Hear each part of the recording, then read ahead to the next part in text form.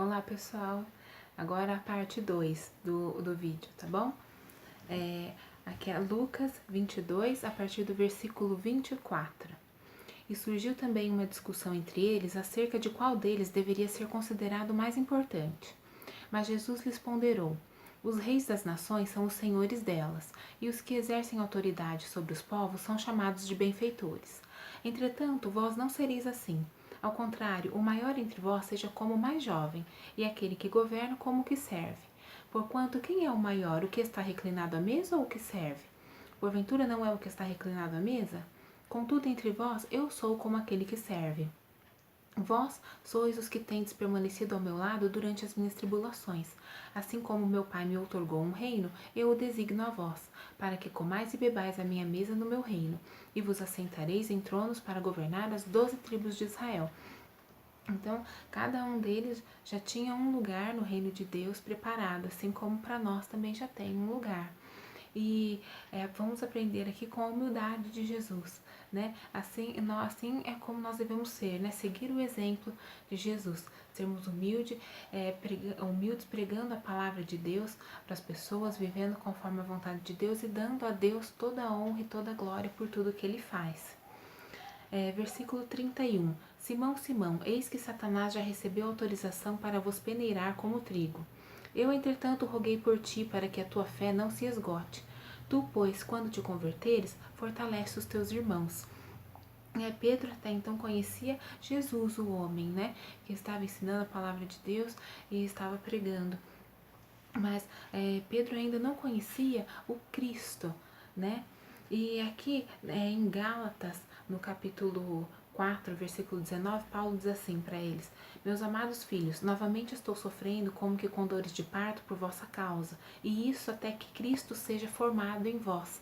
Ele estava puxando a orelha, né, do povo de Gálatas, e porque Cristo ainda não havia sido formado neles, assim como ainda não havia sido formado em Pedro nesse momento. Por isso que ele iria passar por um momento difícil, logo, para que Cristo fosse formado nele, que ele assim tivesse condições de fortalecer os seus irmãos, né?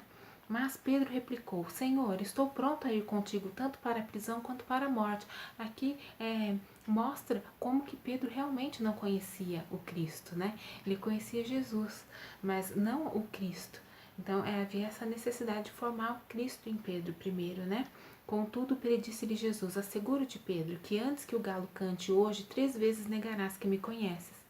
Em seguida, Jesus os inquiriu: quando eu vos enviei sem bolsa, mochila de viagem e outro par de sandálias, sentistes falta de algo? Ao que eles prontamente replicaram: de nada. Então Jesus os adverte: agora, porém, quem tem bolsa, pegue-a, assim como a mochila de viagem, e quem não tem espada, vende a própria capa e compre uma. Pois vos asseguro que é necessário que se cumpra em mim o que está escrito. E ele foi contado com os transgressores. Sim, o que está escrito a meu respeito irá se cumprir. Então os discípulos afirmaram: Senhor, eis aqui 2 espadas. Mas Jesus lhes exortou: é o bastante. Então, o que nós aprendemos aqui? Que quando nós precisamos fazer algo para Deus e achamos que nós não temos nada para oferecer, nós temos, porque no momento certo Deus nos dará o que necessitarmos. Em outros momentos, nós precisaremos usar a nossa bagagem, o nosso testemunho, a nossa história de vida, aquilo que a gente já ouviu que outras pessoas contaram, que Deus fez. E a gente vai precisar usar a nossa bagagem para falar de Deus, né? Por meio das coisas que aconteceram com a gente.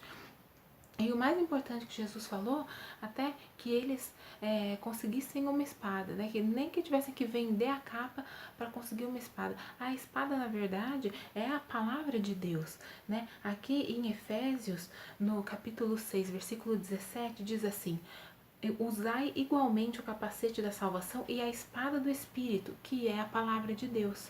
Então, é por isso que eles falaram: Jesus, nós temos aqui 2 espadas. Jesus disse: basta. E, na verdade, não era uma espada, né, para lutar com alguém. A espada simboliza a palavra de Deus. Então, nós sempre temos que ter a palavra de Deus pronta para ser dita, né? Sempre falarmos com alguém sobre a palavra de Deus com autoridade, né? E retirando-se, seguiu como de costume para o Monte das Oliveiras e os discípulos o acompanharam. Chegando ao lugar, Jesus lhes instruiu: orai para que não venhais a cair em tentação. Olha só a importância da oração, né? Então ele se afastou deles à distância de um tiro de pedra, ajoelhou-se e começou a orar. Pai, se queres, afasta de mim este cálice. Entretanto, não seja feita a minha vontade, mas o que tu desejas. Então, Jesus se colocando disposto a fazer a vontade de Deus, né? Mesmo que não fosse tão agradável assim para ele, né? Passar dor, sofrimento, humilhação, mas que ele tinha um coração desejoso de fazer a vontade de Deus. Foi então que apareceu-lhe um anjo do céu que o encorajava, e em grande agonia orava ainda mais intensamente, e aconteceu que seu suor se transformou em gotas de sangue caindo sobre a terra.